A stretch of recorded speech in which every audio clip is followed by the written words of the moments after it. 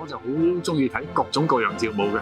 就30年前我學過現代舞，就冇機會學過芭蕾舞，所以今次就係第一次叫做學芭蕾舞。我覺得咧好犀利啊！原來2日咧可以排到隻舞，都幾似樣啊，好開心。其實咧就歲數大，機器壞，就要記嗰啲舞步啦，跟住就要走嚟走去。其實呢啲全部都係空間嘅組合嚟噶嘛，真係有啲難度㗎。不過係鍛鍊嚟嘅。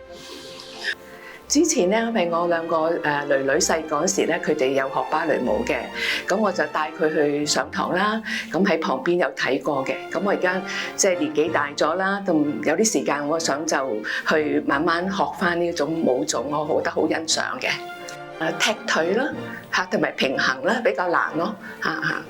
係咧，我諗都係呢啲啦，即係你要踢得高，你又要 hold 得到，又唔好跌親，即係嗰個平衡係又好，即係個要求都幾多嘅。跳舞啦、排練啦、今日表演啦，其實3個都好好玩。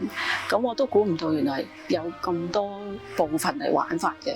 如果係落齡嘅，以為係遞下手、遞下腳，練下核心肌群，點知原來咧仲要裝扮跳舞表演，咁都好多嘢玩。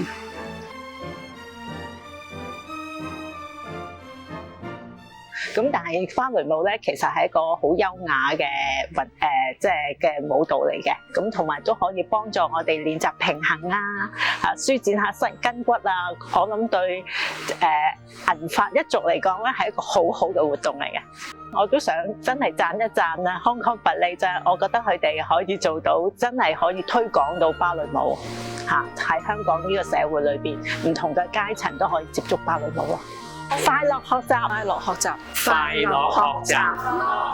樂